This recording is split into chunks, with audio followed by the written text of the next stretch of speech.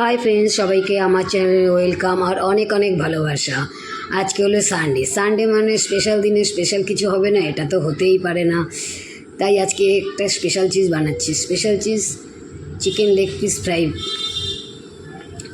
এটা আমি প্রায় সময় বানাই, কিন্তু কোনো দিনও এটা ভিডিও বানাইনি। তাই ভাবলাম আজকে তোমাদেরকে বানিয়ে দেখিয়ে দিই। 2-3 দিন আগে একবার বানিয়েছিলাম, তখন আর মানে ভিডিওটা বানানোর বিষয় হয়নি।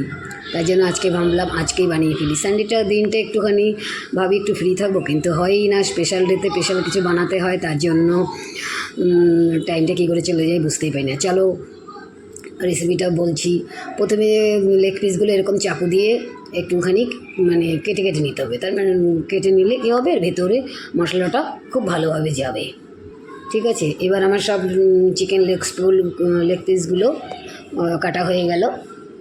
এবার এর মতন স্বাদ মতন নুন দিয়ে দেবো, তারপর দিয়ে দেবো একটুখানি লঙ্কার গুঁড়ো,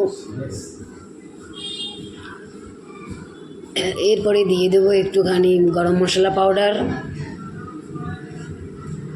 আর দেবো ম্যাগি মশলা,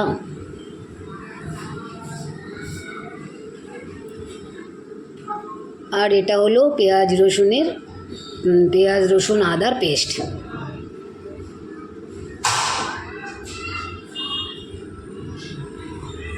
এই পেস্টটা দিয়ে বানালে খুব সুন্দর টেস্ট হয়। তারপরে এর মধ্যে দিয়ে দেবো একটু লেবুর রস। এটা যে খেতে এত ইয়ামি, তোমাকে কি বলবো, হেভি ইয়ামি। তারপরে এটাকে খুব ভালো করে ম্যারিনেট করে নিতে হবে, মানে খুব ভালো করে অনেক সুন্দর করে এটাকে মেখে নিতে হবে, মশলাটা যেন একদম পুরো এর ভেতরে চলে যায়। এবার এটা কি করব, 1-2 ঘন্টার জন্য ফ্রিজে এটাকে রেখে দেবো। তারপরে দেখো তেলটা গরম করে এবার ওই লেগ পিসগুলো এর মধ্যে দিয়ে দেবো। একে একে সব লেগ পিসগুলো দিয়ে দিচ্ছি।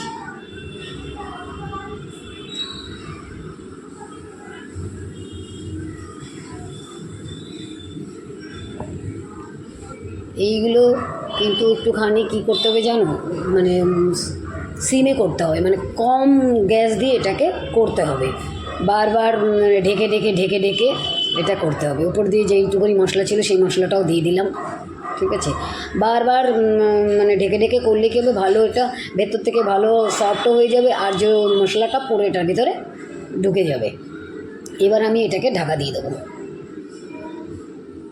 দেখো ঢাকা দেওয়ার পরে তোমাদের কাছে চলে এসছে, দেখেছো কি সুন্দর, একদম মানে সিম করে অনেকক্ষণ ধরে এটাকে করতে হবে। এইগুলো কাজগুলো কি বলো তো, অন্য দিন হয় না। এই ফান্ডেতে একটুখানি টাইম থাকে, ফ্রি থাকি, তারপর এই জন্য করতে পারা যায়। না হলে অন্য দিন এটা ওইগুলো হতে চায় না, কেন টাইমও লাগে অনেকক্ষণ, এই জন্য হয়ে ওঠে না। দেখো দেখে জিভে জল আসছে কি না।